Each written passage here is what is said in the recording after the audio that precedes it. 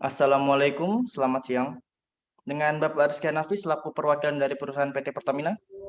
Waalaikumsalam warahmatullahi wabarakatuh. Selamat siang. Ya, benar dengan saya sendiri. Oke Bapak, langsung saja tanpa mengurangi rasa hormat. Sebelumnya perkenalkan, saya Rio Rohman dan juga rekan saya Saudara Arif Kurniawan. Di sini kami sebagai konsultan bisnis dari Standalone Consulting Group telah mencermati terkait kasus yang sedang dialami oleh perusahaan Bapak, yakni PT Pertamina. Kami juga sudah mendapatkan penjelasan melalui email yang telah dikirimkan ke perusahaan kami. Untuk kedepannya kami akan menjelaskan perihal kasus serta solusi atas permasalahan yang sedang dialami oleh perusahaan Bapak. Baik, terima kasih. Saya akan menambahkan jika ada hal yang perlu dan menjelaskan secara rinci terkait kasus yang sedang dialami perusahaan jika diperlukan. Sebelumnya, izinkan saya untuk menguraikan kasus yang dialami PT Pertamina mendapat kasus penunggakan pajak yakni sebesar 4,3 triliun. Diketahui bahwasannya tunggakan pajak tersebut merupakan tunggakan pajak yang belum kadaluarsa. Jadi, jika halnya penunggakan pajak tersebut masih dalam taraf belum kadaluarsa, maka penyelesaian kasus yang menimpa PT Pertamina selaku perusahaan Bapak dapat segera terselesaikan. Untuk penunggakan yang dilakukan tersebut, apakah ada konsekuensi tersendiri dan tindakan apa yang dapat dilakukan Direktorat Pajak tersebut? Terima kasih Pak atas pertanyaannya.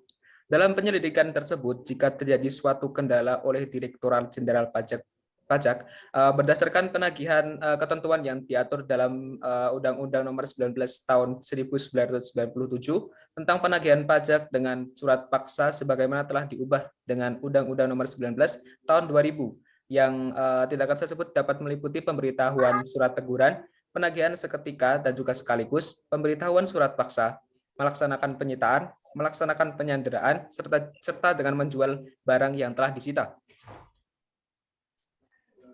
Untuk Direktorat Pajak, punya tahapan tersendiri dalam penagihan pajak atau bagaimana ya?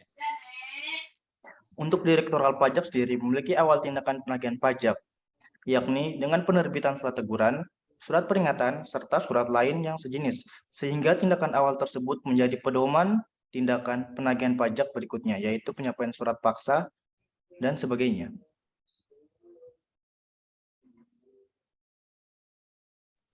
Dalam surat paksa yang diberikan, apabila sebuah perusahaan mengalami penunggakan pajak, ketentuan dalam penerbitannya. Hal tersebut tentunya ada ya Pak, sebagaimana tercantum dalam pasal 8 ayat 1 pada UUD PPSP surat paksa dapat diterbitkan apabila yang pertama yakni penanggung pajak tidak melunasi hutang pajak sampai dengan tanggal jatuh tempo pembayaran dan juga kepadanya telah diterbitkan surat teguran ataupun surat peringatan ataupun surat lain yang sejenisnya. Yang kedua yakni terhadap penunggakan pajak telah dilaksanakan penagihan pajak seketika dan juga sekaligus. Yang ketiga, yakni penanggungan pajak tidak memenuhi ketentuan sebagaimana tercantum dalam keputusan persetujuan angsuran ataupun penundaan pembayaran pajak.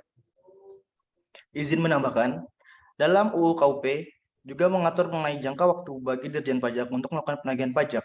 Apabila sudah melampaui jangka waktu yang telah ditentukan, maka hak untuk melakukan penagihan pajak tersebut menjadi kadaluarsa.